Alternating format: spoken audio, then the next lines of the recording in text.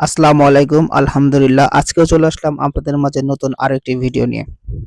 আজকের ভিডিওতে আপনারা অনেক কিছু দেখতে চলেছেন, তো সবাই ধৈর্য সহকারে সম্পূর্ণ ভিডিও দেখবেন ইনশাল্লাহ। তো আজারে গল্প বাদ দিয়ে চলুন ভিডিও শুরু করা যাক। আমি মোহাম্মদ হুমায়ুন কবির, ফ্রেন্ডস ফার্ম বন্ধু খামার থেকে। তো আজকে ভিডিওর শুরুতে দেখতেছেন আমরা মাপঝুক নিয়ে অনেক ব্যস্ত আছি, কারণ আমাদের মাটি থেকে 1 ফুট উচ্চতায় একটা নেট বাঁধতে হবে, যাতে করে বাইরের জীবজন্তু থেকে রক্ষা করা যায়, যেমন ইঁদুর, চিকা, বিড়াল, কুকুর আরো ইত্যাদি। বিশেষ করে চিকা এবং ইঁদুর থেকে সাবধান থাকতে হবে। খামারের ভিতরে যেন সাপ না ঢোকে, সেজন্য নাইট্রোজেন গ্যাস ব্যবহার করতে হবে। তো চলুন এবার মূল ভিডিওতে চলে যাওয়া যাক। তো এখন আমরা প্রথমে চলে যাব আমাদের কোয়েলের আরেকটি ঘরে। এই ঘরে আমাদের মোট 500টি কোয়েল রয়েছে। প্রথমে কোয়েলের ঘরে ঢুকে আমরা খাবারের পাত্র এবং পানির পাত্রগুলো বের করে নিলাম, কারণ লিটার পরিষ্কার করার সময় পানির পাত্র এবং খাবারের পাত্র রাখা যাবে না। যদি পরিষ্কার করার সময় পানির পাত্র এবং খাবারের পাত্র রাখা হয়, তাহলে খাবারের পাত্রে ময়লা যেতে পারে। তারপর ঝাড়ু দিয়ে ভালোভাবে চারপাশ থেকে পরিষ্কার করতে হবে। ঝাড়ু দিয়ে আমরা এক পাশ থেকে ধীরে ধীরে লিটারগুলো পরিষ্কার করে নিয়ে আসবো। আলহামদুলিল্লাহ, আমাদের কোয়েলগুলো অনেক সুস্থ রয়েছে। আমাদের কোয়েলের বয়স আজকে 25 দিন। এই কোয়েল পাখিগুলো আমরা 6 দিনে রানীক্ষেত এবং 12 এবং 13 দিনের মাথায় আমরা গাম্বুরা ভ্যাকসিন করেছি। আজকে এর বয়স 25 দিন। আমরা কাল সকালে এর রানীক্ষেত ভ্যাকসিনটা আবার করে দেব। সেই ভিডিওটি আপনারা এখন আমরা লিটারের ময়লাগুলো চালন দিয়ে ঝেঁকে নেব, যাতে করে আমাদের লিটারের কাঠের গুঁড়াগুলোর অপচয় অনেক কম হয়। তারপর ময়লাগুলো ছালাতে ভরে আমরা দুজনে মিলে নির্দিষ্ট স্থানে রেখে আসলাম। আপনারা অবশ্যই খামার থেকে ময়লা ফেলার স্থান দূরত্ব রাখবেন, যতটুকু দূরে রাখা সম্ভব, কারণ ময়লা যেখানে ফেলবেন সেখানে পর্যাপ্ত গ্যাস হতে পারে। আমরা ময়লাগুলো যতটা সম্ভব দূরে রাখি, কারণ এই ময়লা থেকে প্রচুর পরিমাণে দুর্গন্ধ সৃষ্টি হয়। সেই দুর্গন্ধ থেকে প্রচুর জীবাণু সৃষ্টি হতে পারে এবং জীবাণুগুলো আমাদের খামারের অনেক ক্ষতি করতে পারে। এখন আমরা কোয়েলের খামারের লিটার পরিষ্কার রাখার জন্য এবং লিটারে জীবাণুমুক্ত করার জন্য 2 লিটার পানির মধ্যে জীবাণুনাশক স্প্রে তৈরি করব। স্প্রে তৈরি করার জন্য আমরা প্রথমে বোতলটি ভালোভাবে পরিষ্কার করে নিলাম এবং পানির দ্বারা পূর্ণ করে নিলাম। আমরা এখানে কোন জীবাণুনাশকটি ব্যবহার করতেছি সেটা যদি জানতে চান, তাহলে কমেন্ট সেকশনে আমাদের অবশ্যই জানাবেন। তারপর আমরা আমাদের ওষুধের ঘর থেকে নির্দিষ্ট ওষুধটি বের করে নিয়ে আসতেছি। আমার পার্টনার মোহাম্মদ মজনু হোসেনের ওষুধ বের করতে অনেক সময় লেগে গেল, কারণ আমার বন্ধু ওষুধগুলো খুঁজে পাচ্ছিল না। যেহেতু আমাদের কোয়েলের ঘর 2টি, সেজন্য আমরা 2 লিটার পানি নিচ্ছি এবং 2 লিটার পানির মধ্যে আমরা 2 ml দিয়ে দিচ্ছি।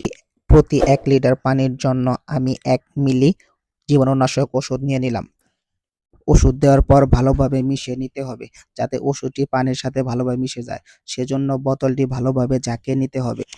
তারপর আমার পার্টনার মোহাম্মদ মজনু হোসেন পুরোপুরি প্রস্তুত লিটারের মধ্যে জীবাণুনাশক ছিটানোর জন্য। তারপর আমরা কোয়েলের ঘরে চলে গেলাম।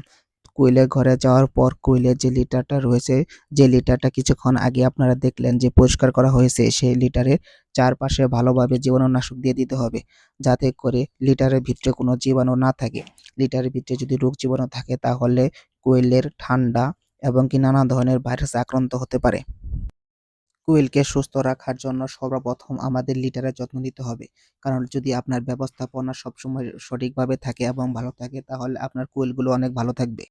জীবাণুনাশক স্প্রে দেওয়ার সময় আমার আরেক পার্টনার মোহাম্মদ নাজমুল হোসেন পা দিয়ে লিটারগুলো আলগা করে দিচ্ছে, যাতে করে জীবাণুগুলো বাইরে বেরিয়ে আসতে পারে এবং তার উপর দিয়ে আবার স্প্রে তৈরি করতে পারে। আবার যদি সেই লিটারের উপর দিয়ে স্প্রে করা হয়, তাহলে জীবাণু সম্পূর্ণভাবে ধ্বংস হয়ে যাবে। কোয়েলের ঘরে জীবাণুনাশক স্প্রে মারার পরে আমরা আমাদের ফার্মি মুরগির আরেকটি ঘরে চলে আসলাম। এখানে আমাদের 800 পিস ফার্মি মুরগি রয়েছে। এই ফার্মি মুরগিগুলো কিছুদিন আগে আমরা রানীক্ষেত ভ্যাকসিন পূর্ণ করেছি।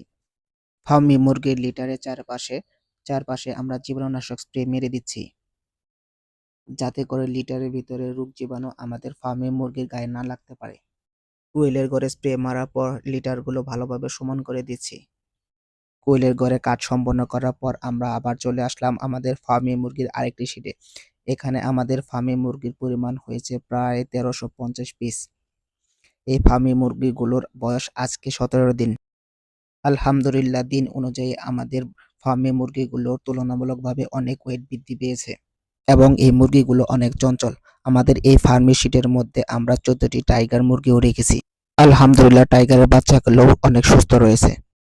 এরপর আমরা চলে আসলাম আমাদের কোয়েলের দ্বিতীয় শিটে। এখানে আমাদের মোট 15টি কোয়েল রয়েছে। এই কোয়েলগুলো আলহামদুলিল্লাহ অনেক সুস্থ এবং চঞ্চল অবস্থায় রয়েছে। এই কোয়েল পাখির বয়স 25 দিন। ইনশাল্লাহ আমরা কাল সকালে রানীক্ষেতের ভ্যাকসিনটি করে ফেলবো।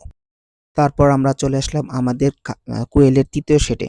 এখানে আমরা এখন পর্যন্ত কোয়েল উঠাইনি, কিছুদিন পরে আমরা কোয়েলটা উঠাবো। আগে ম্যানেজমেন্ট করে নিচ্ছি এখানে কি পরিমাণে কোয়েল উঠানো যাবে। তো আজকের ভিডিও এই পর্যন্ত। আপনাদেরকে অসংখ্য ধন্যবাদ ভিডিওটি ধৈর্য সহকারে দেখার জন্য, এবং আমার ভিডিওতে যদি কোনো ভুল ত্রুটি হয়ে থাকে সেটা ক্ষমা দৃষ্টিতে দেখবেন। আপনারা কে কোথা থেকে দেখছেন সেটাও কমেন্ট সেকশনে জানাবেন। তো আজকের মতো বিদায় নিচ্ছি। খোদা হাফেজ।